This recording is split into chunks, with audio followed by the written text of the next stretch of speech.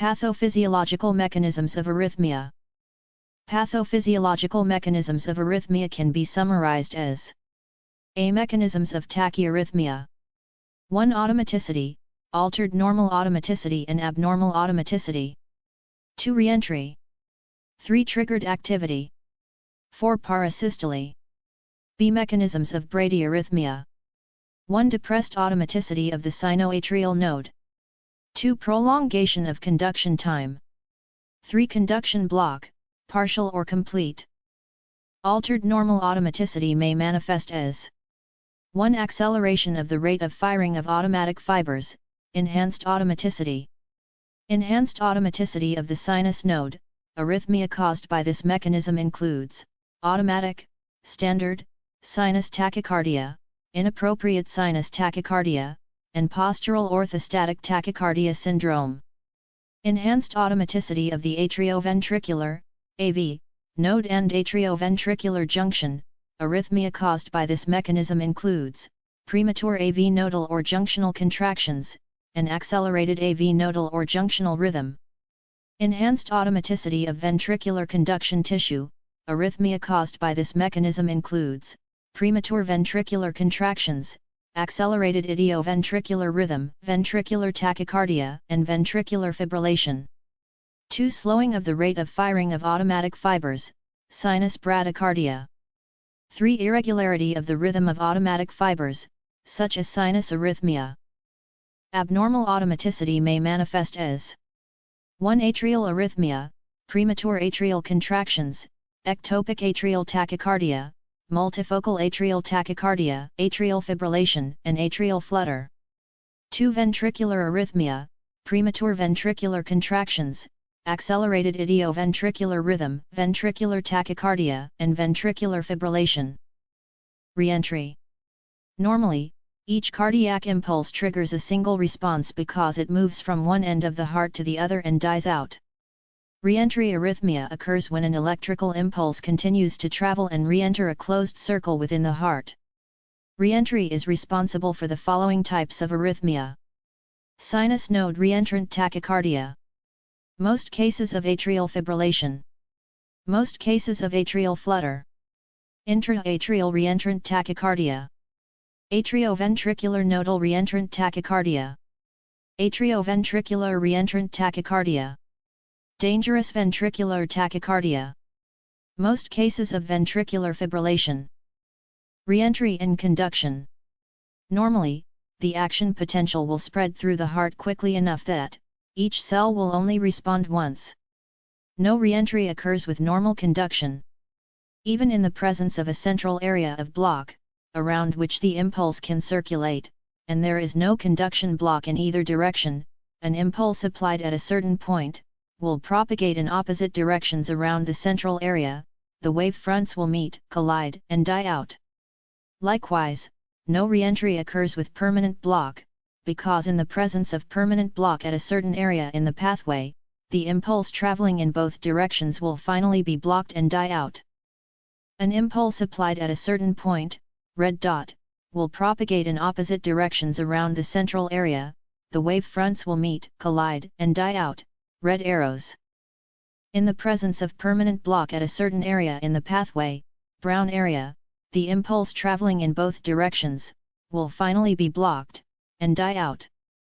If one wave front is blocked, while the other conducts slowly in the opposite direction, to reach the point of block lately, when block has already recovered, it can then penetrate in the opposite direction, to reach its site of origin again. Now this wave front is potentially treated as a new impulse. Depending on the timing, this can produce a sustained abnormal rhythm.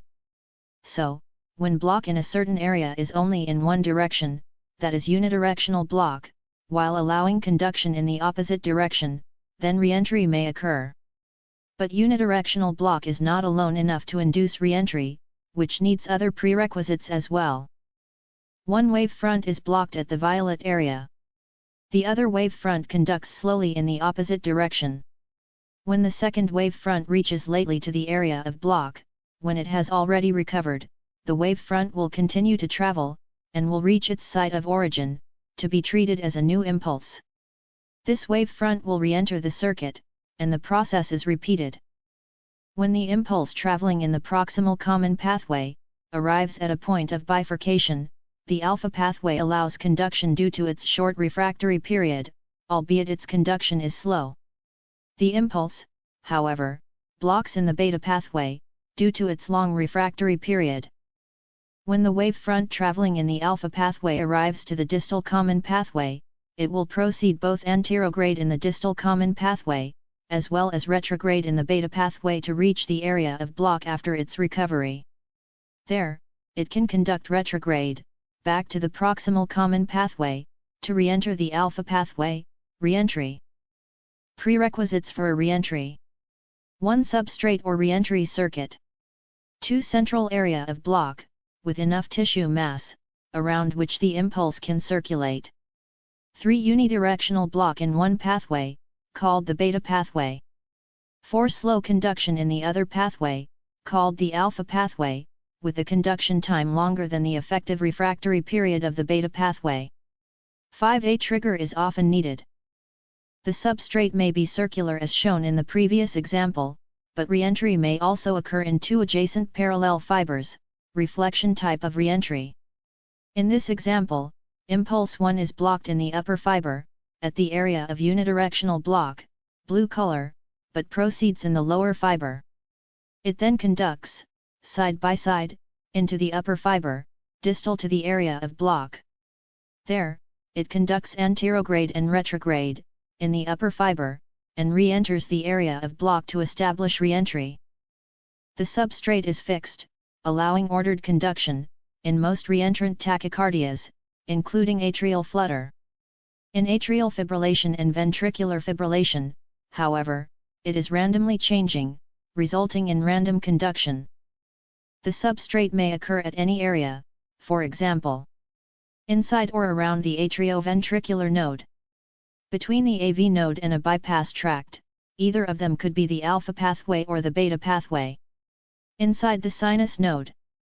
In any atrial or ventricular site. A combination of different kinds of cells, for example, atrial, ventricular, nodal, or Purkinje fibers. Central area of block.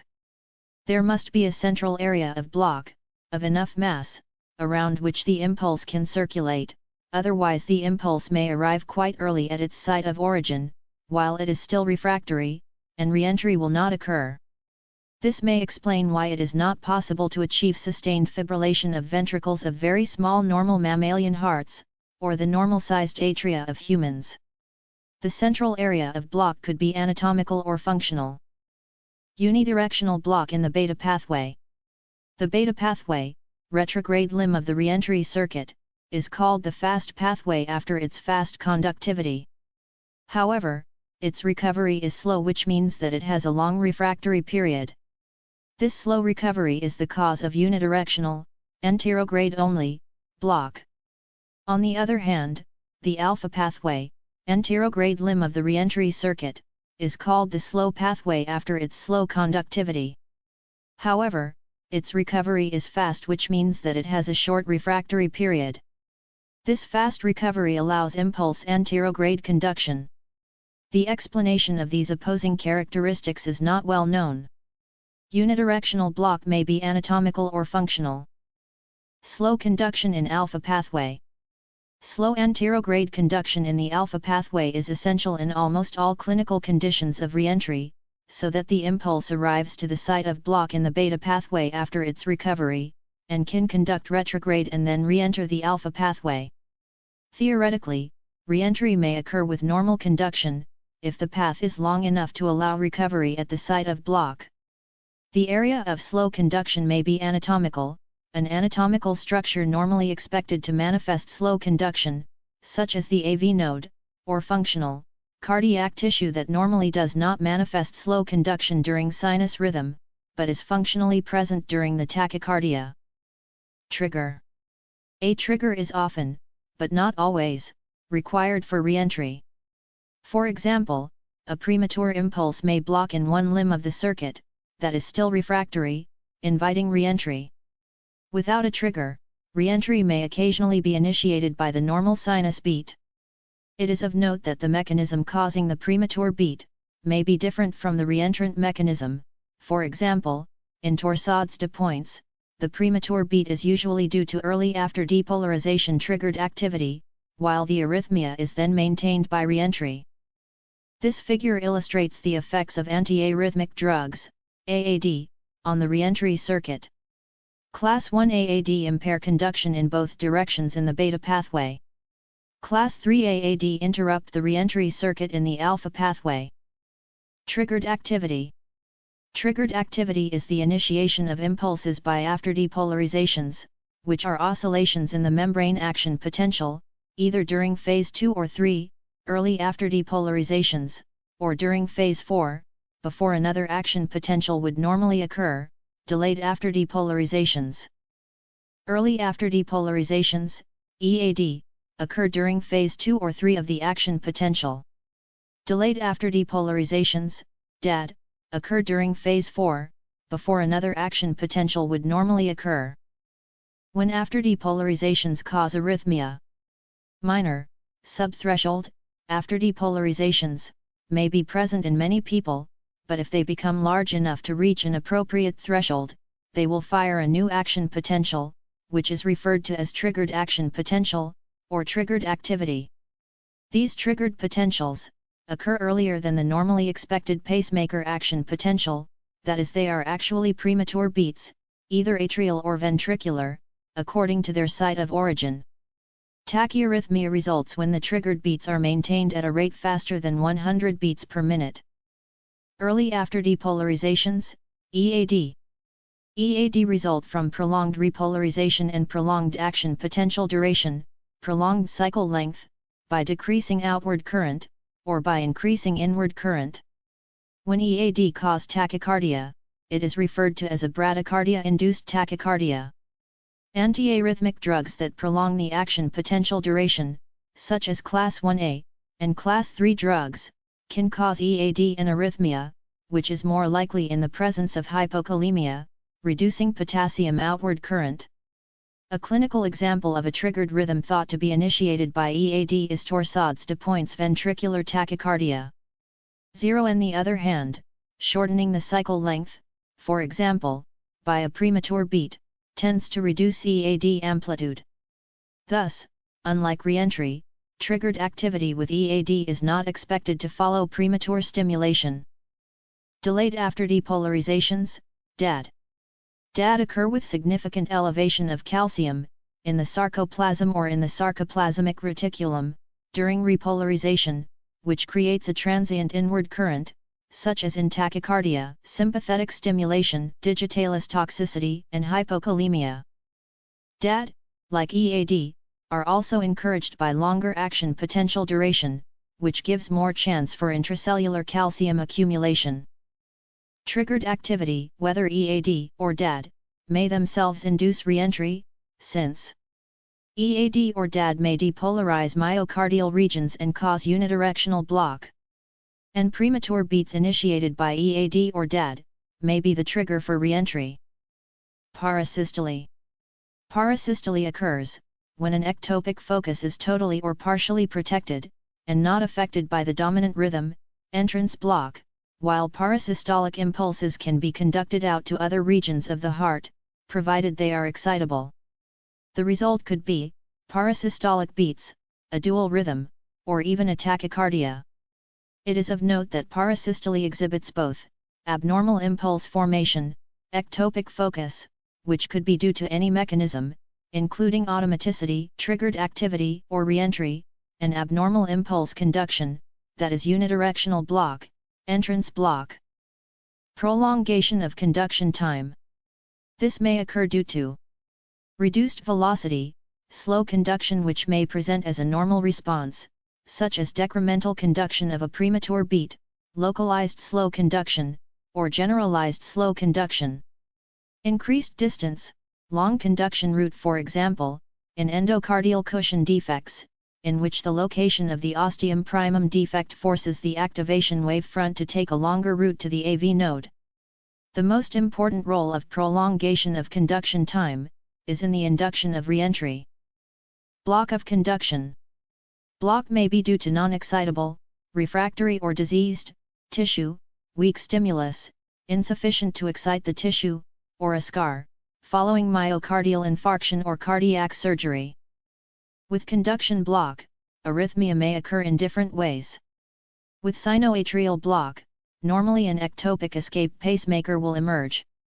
With atrioventricular block, an ectopic escape pacemaker distal to the site of block will often emerge. Life-threatening marked bradycardia or asystole may occur.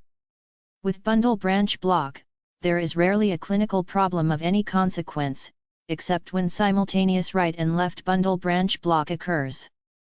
Rate-dependent bundle branch block. This is defined as development of bundle branch block, BBB, with the change of heart rate. It may present as right bundle branch block, RBBB, or left bundle branch block, LBBB. When it develops at a faster heart rate, it is called tachycardia dependent, or phase 3 BBB, while at slow heart rate, it is called bradycardia dependent, or phase 4 BBB. Phase 3 block. With tachycardia, the impulse may arrive to the bundle branch earlier, in phase 3 of the action potential, and the impulse is blocked. BBB must be of the tachycardia dependent type in the following conditions. If it occurs with an increase in rate, whether in all beats or in alternate beats. And if the QRS complex terminating a pause is normal, while the next one terminating the short cycle is aberrant. Phase 4 block. With bradycardia, block of an impulse may occur, if it arrives during the spontaneous diastolic depolarization of phase 4 of the action potential. Bradycardia-dependent BBB might be due to concealed transseptal retrograde penetration of the blocked bundle branch, in all beats or in every alternate beat. Beats ending short cycles conduct normally, but beats ending long cycles show BBB, that is, bradycardia-dependent. This figure illustrates transseptal retrograde penetration of the left bundle branch, which may cause bradycardia-dependent left bundle branch block. Thank you.